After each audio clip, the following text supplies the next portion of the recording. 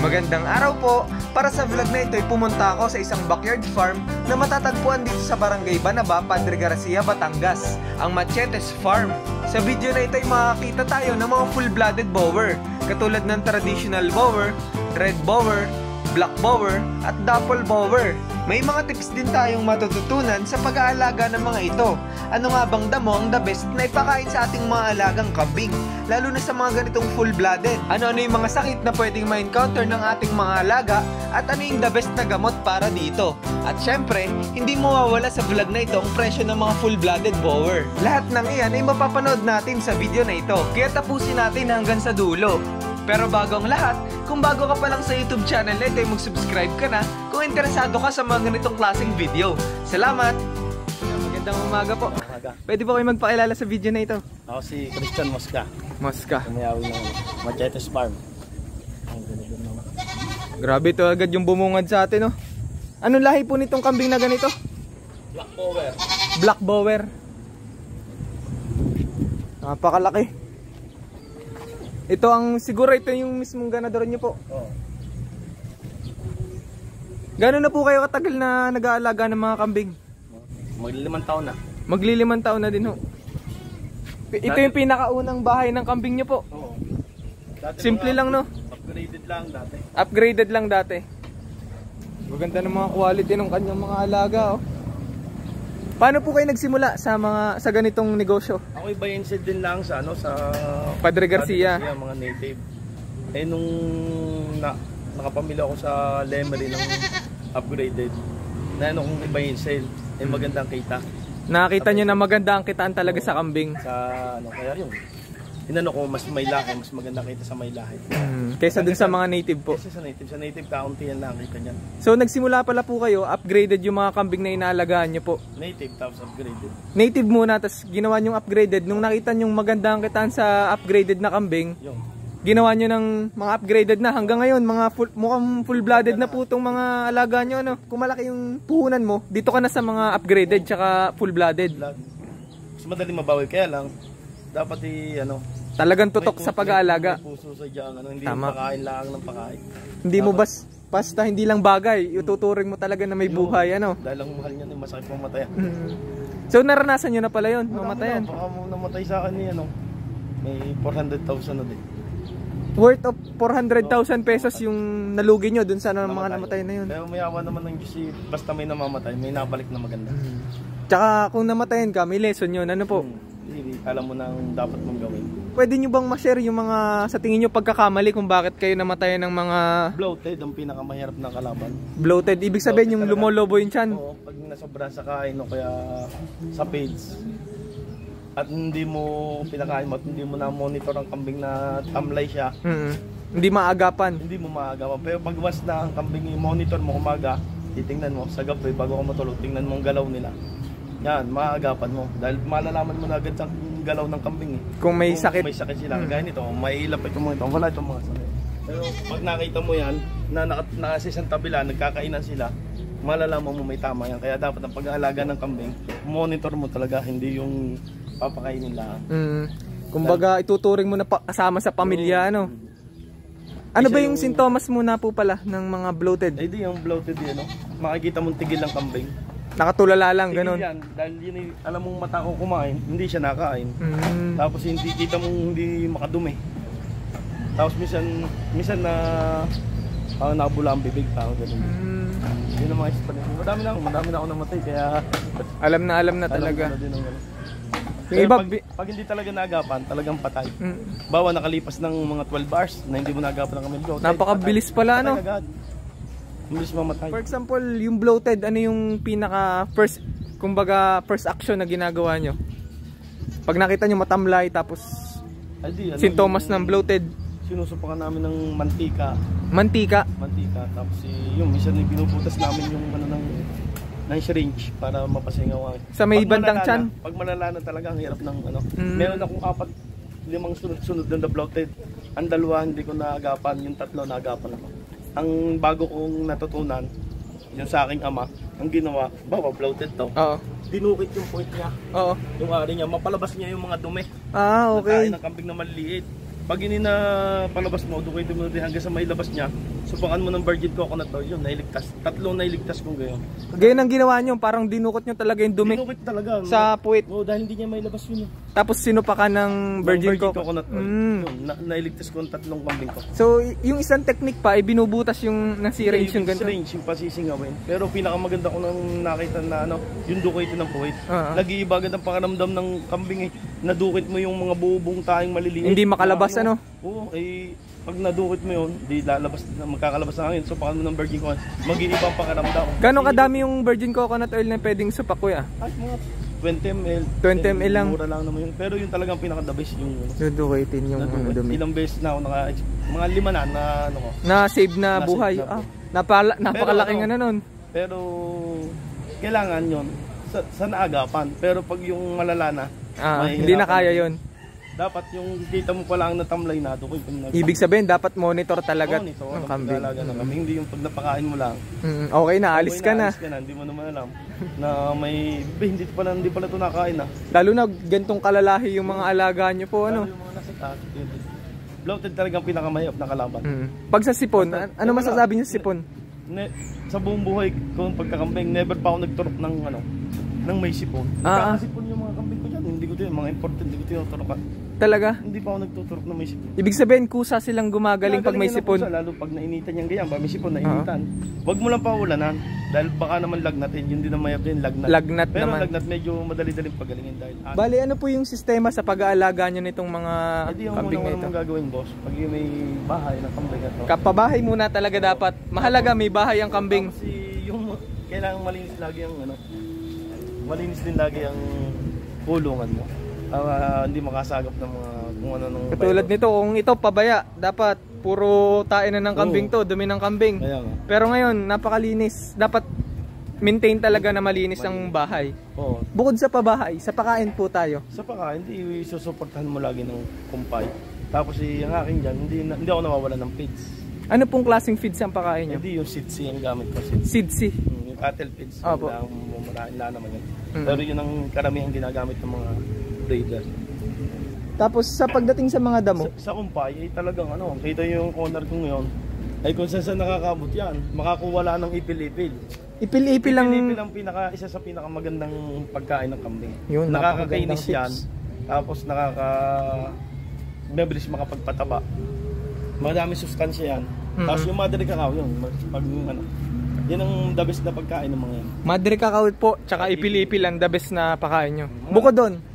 Na pier, bihira naman kung mga pinang nag-pier. Ipil lagi dahil kung nililibre ko ang layo, halos 2 oras kami nangunguha talaga ng ipil-ipil. Naghahanap dahil wala naman, hindi kagaya sa Kalatagan, kaya magagandang kambing sa Kalatagan. Dahil doon, tabi-tabing ipil-ipil doon, kanya-kanyang tanim. Kaya ang mga kambing doon talagang sobrang gaganda at lalaki. Napakagandang tips yung naibigay sa atin ni Kuya, no? Ipil-ipil tsaka madre cacao. Oo, boss, maganda. Pero pinaka the best para sa inyo is ipil-ipil. Nakakintab ng balahibo tsaka mabilis tumaba ang kambing pag ipil-ipil. Tapos laging may feeds din, ayudang feeds. Gaano po kayo katalis nagbibigay ng feeds? Ay di araw-araw ko naman feeds. Umaga? Tuwing tanghali, yun yung masabaw, kasabay na ng pagpapainom. Tapos pag umaga, yung minsan binibigyan ko din sila ng counted feeds. Bale, umaga, tanghali. Ganun ang pagbibigay nyo ng feeds. Sa hapon? Sa hapon minsan lang, minsan hindi. Puro kumpay na lang. Pagdating sa damo, gaano po kalimit? Eh di kung anong nakumpay mo. So hanggang kumakain sila, bibigyan mo sila ng kumpay. Oo. Kumbaga tinatawag na ad libitum. Tuloy-tuloy lang yung pakain ng kumpay. Di, wag naman sobrang kadamot, baka ma-bloated. Tama. Pero makikita mo naman sa kambing ang titingnan mo kung magana pa ba Kung magana, ibig sabihin kulang pa yung pagkain Yeah. Pagdating sa mga vitamins, ano pong gamit nyo na vitamins sa mga kambing? Ay monthly pinupurga ko yan ng Albendazole, Valbacin at Ivermectin. Tapos ang vitamins ko, Belamil at B-complex. Dami pala alaga pala talaga sa vitamins. Pag gusto mo talagang palagi ganito, mga paana ko, mga 2 weeks, mga bata pa ito, 4 months. Yan, bata pa yan, magkapatid yan. Alaga talaga sa mga vitamins. Kita nyo naman, napaka... Bata pa yan, tinitiki-tiki ko pa yan. Tiki-tiki, nung baby pa? Oo, mga hanggang 1 buwan. Ang gamit nyo po na pamurga ay? Ivermectin at Albendazole. Dalawa? Oo, yung isa yung ivermectin, yun ay pampakinis din yun. Yung baboy may mga kato, ano. Maganda din yung ivermectin yun. Yung isa? Albendazole, yung ganun din naman. Ang ivermectin kasi panturok. Oo. Yung albendazole sinusupak lang yun. Kung alin yung available. Kung anong Matripan. So, yun lang yung dalawang brand na ginagamit ni Kuya. Pagdating naman sa vitamins, gaano kadalas po? Every 10 days. Every 10 days talaga yun? Belamil at B-complex mo. Turok din po. Para dun sa mga magsisimula pa lang sa kambingan, anong edad ng kambing yung magandang bilhin? Yung ready to breed na. Lalo na't baguhan. Dahil pag ready to breed na, pakakastahan mo na lang. Idayo mo sa gusto mong breeder na pakakastahan mo. Maghintay ka na lang ng 5 buwan. Magkakaanak na. Mababawi mo na agad ang puhunan mo. Pag kaysa bibili agad ng baguhan ka, bibili ka ng mga 4 months, hindi nyo alam kung gaano kayo magpalaki ng kambing. Tama. Hindi nyo alam kung paano pinalaki yung kambing na 4 months. Paano, ang daming pagdadaanan yan. Kaya yung sa mga baguhan at ang bili nila, yung ready to breed na, kahit nag-anak na, walang problema yan. Mas magaling na yung sure bull na nag-anak na. Tama. Oo, ang mga 2 taon, 3 taon naman, mga bata pa naman yan, hindi pa naman yun So, pinakamaganda yung mga ready to breed na. 1 taon, 2 taon. Ang tip ni Kuya, yung pinakamagandang bilhin nyo, yung mga ready to breed. 10 months up. 10 months mahigit. Halimbawa, bumili siya ng red bower, 50 o 60 na ready to breed na. Kaysa bumili siya ng red bower na duwiling na 40. Yan, papakastahan mo ng 2,500, 3,000 ang bayad. Napakalaking gastos. Pag nakadapol ka agad, bawi mo na agad. Uso pa habang uso pa ang dapol ngayon. Ang dapol, isa pinakamahal na kambing. Yun ang nag-uso ngayon. So ipapasyal tayo ni Kuya. Nauna pa to So ito yung pinakabahay ni Kuya ng mga kambing niya na full-blooded po, no? Yun ang mga dapol mo. Ito yung dapol ni Kuya. Ito po, itong ganitong inahin, mga ilang taon na po? Ay, dumalaga pa yan. Dumalaga pa pala ito. Ito anak na ito. 8 months. Anak na ito nun. Anak nito yun. Ito ay ilang months po? 7 months. Mga dumalaga pa. Dumalaga pa. Mga 3 dumalagang dapol do. May mga kasta na po. Yung isa pa lang nasa gitna. Yung ito pa lang ang may kasta. Itong nasa gitna na ito. Ito ay full-blooded talaga na blower. Full-blooded na bower. Red bower. Ito yung pinaka-inahin nyo talaga, ano? Ilan na pong anak ang naibibigay nito sa inyo? Bali, 3. Oh. Yung una yung isa, tapos 2. So ilang batch na pong anak na binigay nito sa inyo? Hindi, pa-2 lang ito. So pa-2 batch pa lang ito? Naibenta ko na sa taga Pampanga. Lalaki. Ito yung inahin ni Kuya. Red bower na laging may kasta na dapol. Galing po saan yung dapol na ganador nito? Kay Pawing Mel Gonzales. Mel Gonzales. Taga saan po yun? San Antonio. San Antonio. Taga San Antonio, Quezon lang. Magaganda din ang kambing nun. Napunta po kayo talaga ng ibang farm para makuha yung lahi ng dapol. Tapos ito, doon ko pinakastahan ngayon kay, So may kasta ito ngayon? Kay Sir Rodelio Gonzales sa Black Dapol. Black Dapol yung kumasta ngayon dito. So, buntis. May posibilidad na. Malaki yung possibility, ano?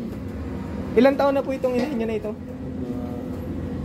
Magtatatlo siguro yan. 3. Sa experience niyo po, mga hanggang ilang taon pwedeng gamitin ng isang inahin? Siguro mga 8 na anak pa. May nakita ko yung mga nanggaling. 8 taon? May mga nanggaling kasi sa akin yung mga bininta ko, nakikita ko sa post umanak pa. 8 taon na naanak pa?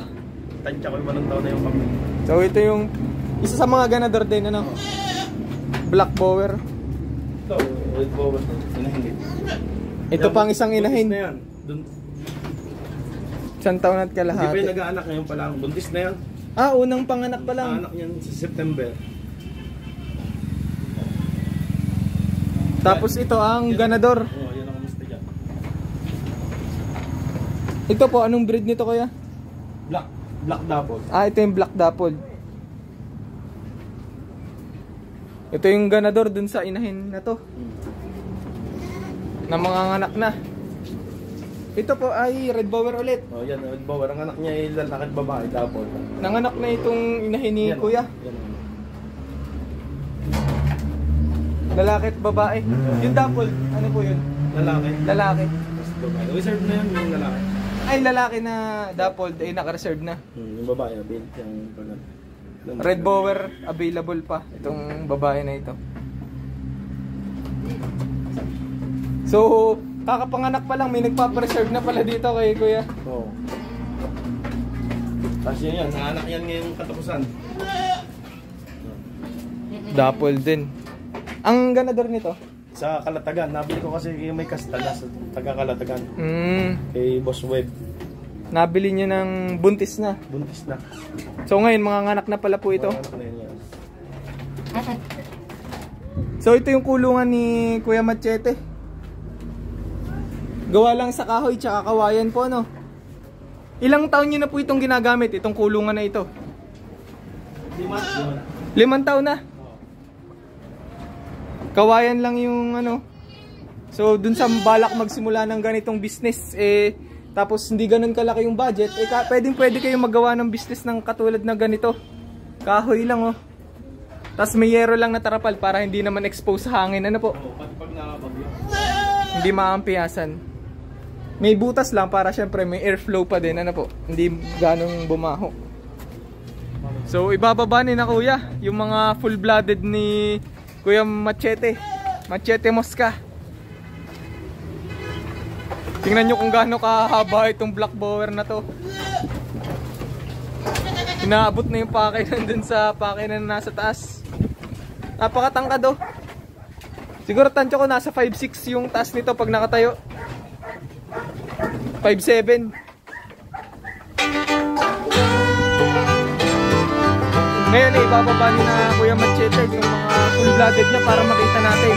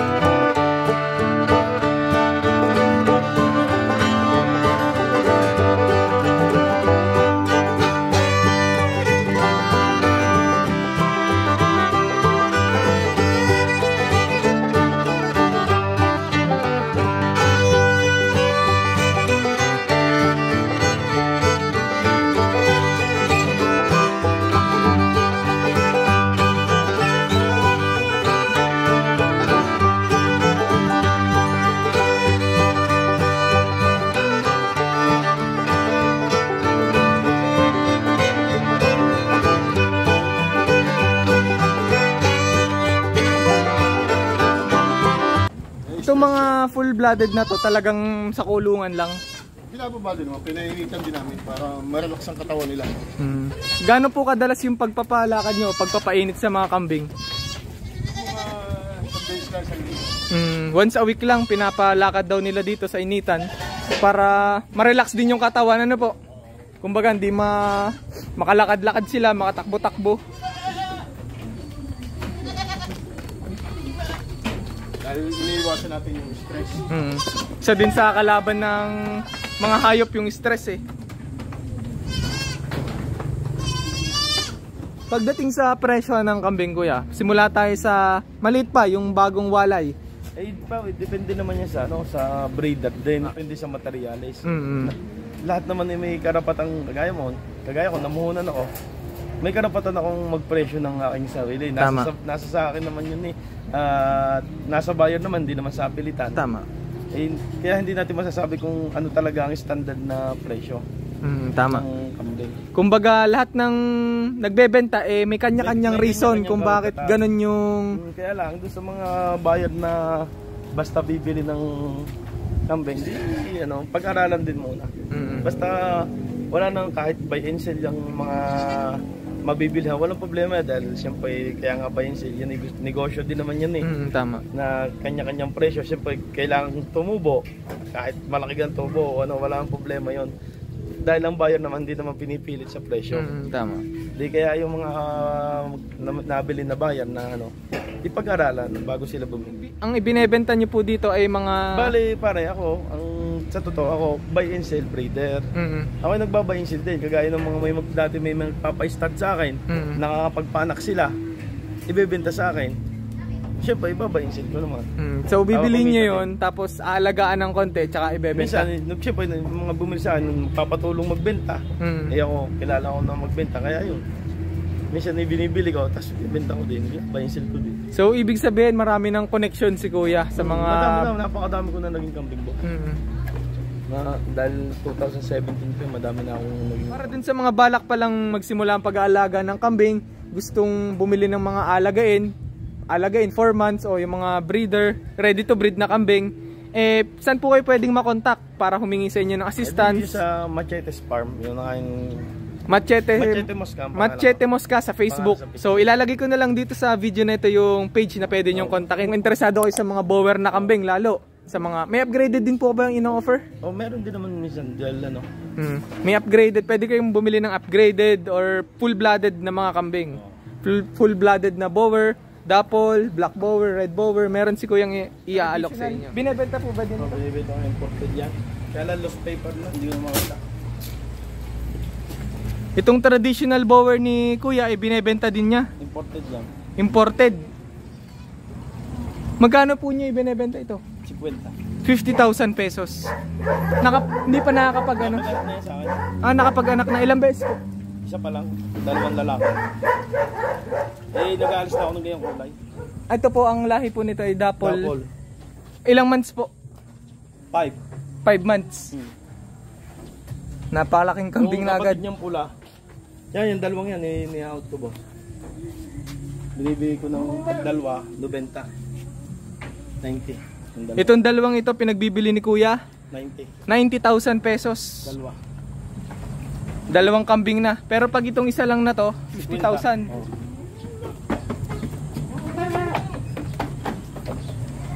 Magkapatid yan, yung dalawang to.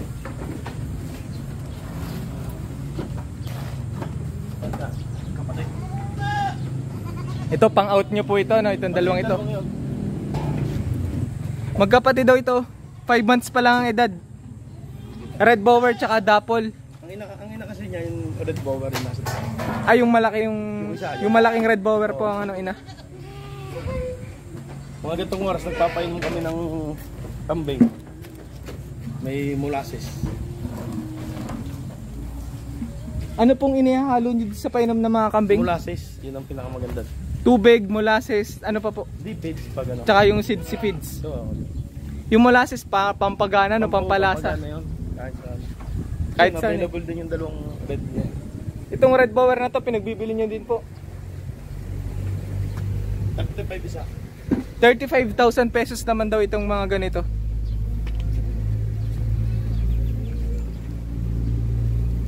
Mga ilang taon po, ilang months? Yan, 11 months lang. 11 months itong ganito. May stud na yun ng red bower. Na kastaan na din ng red bower pong bumaba.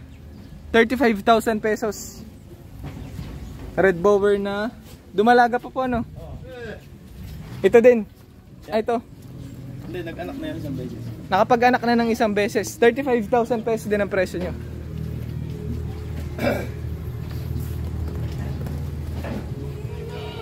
Tapos yan dapat lang pakli.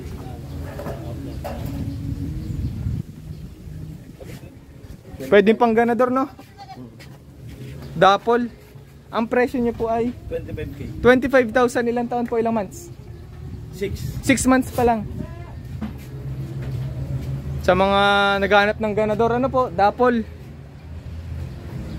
Kung gusto nyong bumili ng mga nabanggit kong presyo, nabanggit kong kambing, kontakin nyo lang si Kuya sa kanyang Facebook page. Machete Mosca. Nasa pag-uusap kaya may bawas lagi ang presyo. So, ibig sabihin, negotiable pa yon. Wala naman tayo sa SM. Tama.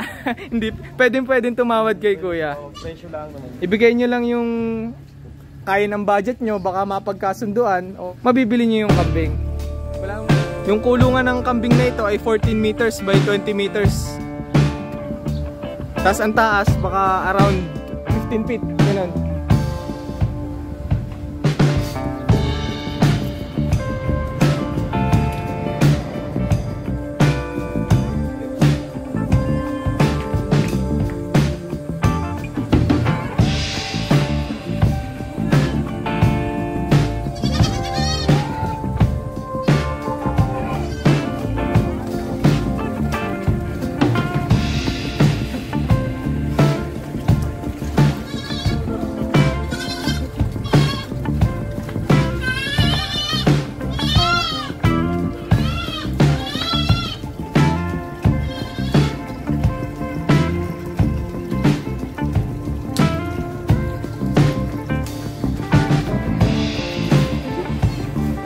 Dalawang linggo pa lang daw ang edad nito.